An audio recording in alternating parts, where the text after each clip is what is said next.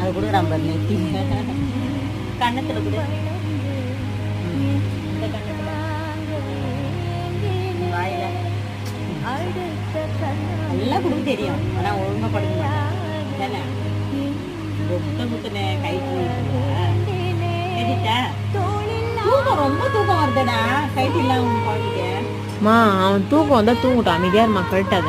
பாவமா தூங்காத. பாவமா இருந்தாலும் கழட்டக்கூடாது, உங்கள்கிட்ட சொல்லி வச்சுக்கிறேன். 2 நாள் கழட்டக்கூடாது. 2 நாள்லாம் அவன் தாங்க மாட்டான். 2 நாள் தான் கன்ஃபார்ம்டு.